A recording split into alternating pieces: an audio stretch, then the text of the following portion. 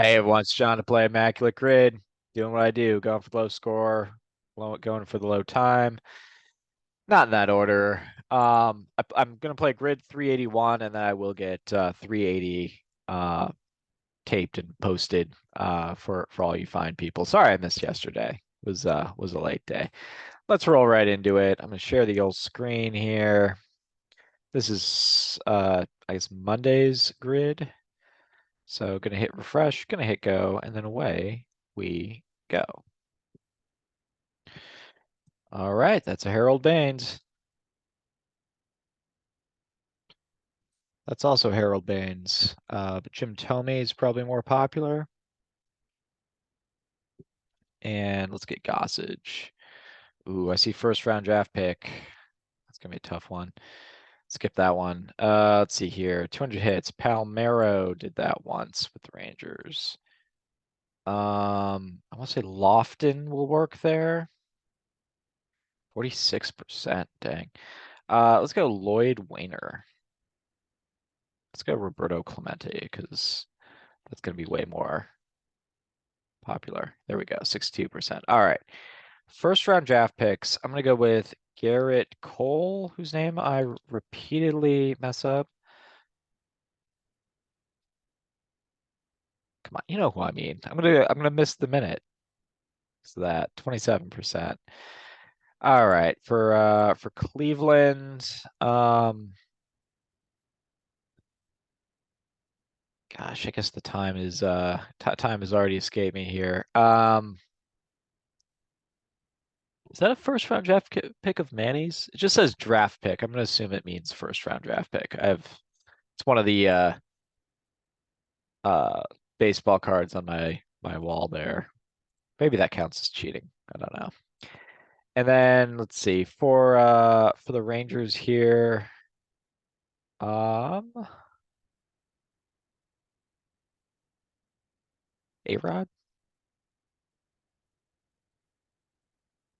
Yeah, kind of figured he'd be a safe bet.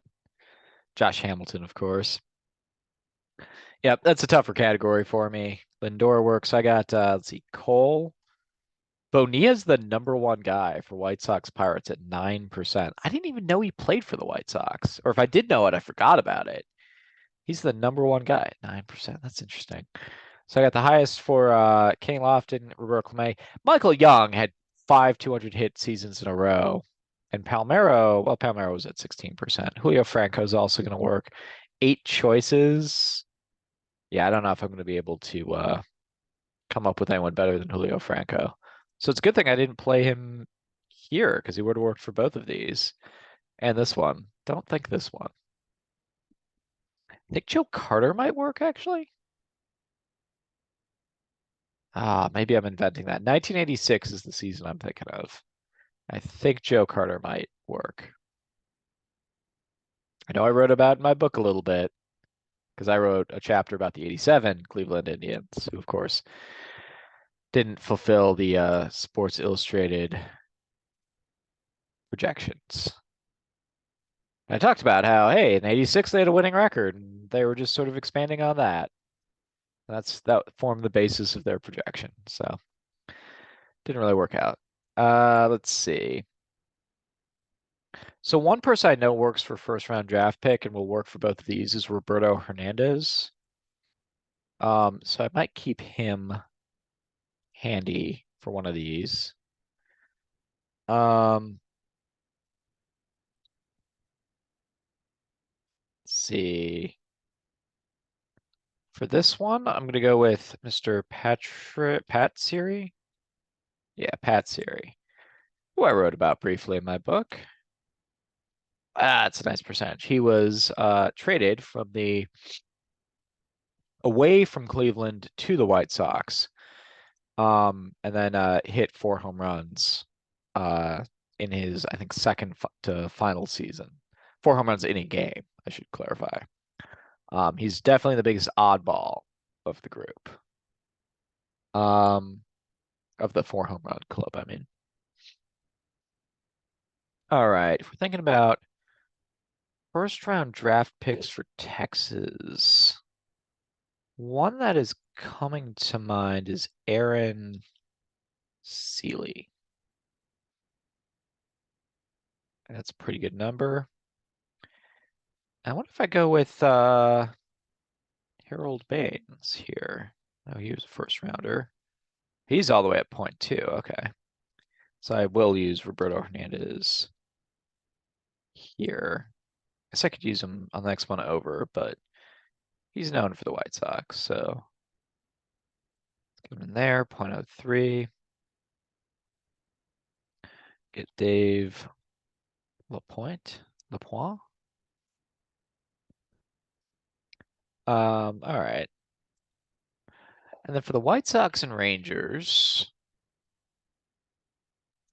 let's see. Would be a good one there. Established Sosa was not a good one. Ruben Sierra, I believe, does work.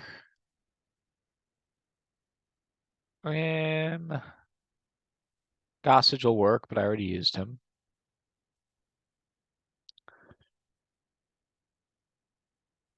Man, just thinking, there's not a lot of overlap between these teams. And I mentioned Julio Franco, who I might have to use on 200 hits.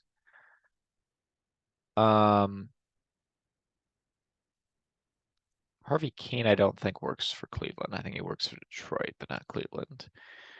For Pittsburgh, Lloyd Wayner is the name I'm thinking of. I believe Freddie Sanchez will work. So that's a question of fame versus recency bias. It's not that Freddie Sanchez is, but I mean, Freddie Sanchez would be like the one guy to do it in the last probably at least 25 years, maybe farther. He might be the only person to have done it in my lifetime or anyone watching this lifetime. No, that's an exaggeration. I'm sure some people watching this were in the 70s. I think I'll go with Little Poison, who I believe did it 3 straight years. So he takes 2%. Let's see. We could go Nap, Lazoya, we could go Shoeless Joe, we could go Tris Speaker. All of those would be perfectly good, viable options. Um,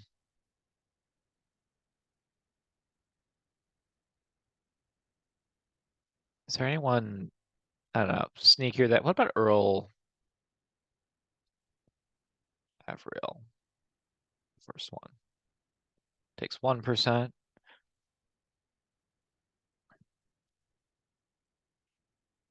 Um, yeah, let's grab Franco over here. Takes 5%. Wow. Is that well, I guess this whole category was north of 1%. I had a pretty decent showing here, and these guys ruined it. I'm gonna go with Ruben Sierra. Let's see how he does. 1%. So pretty decent. Pretty decent score. 9, averaging 1 per square. I'll take that. That's a good day. All right. Well, I will call it there. Thank you so much for playing, and we'll be back at it. Well, I'm gonna make the previous grid right after this one. So thanks a lot for playing. Peace.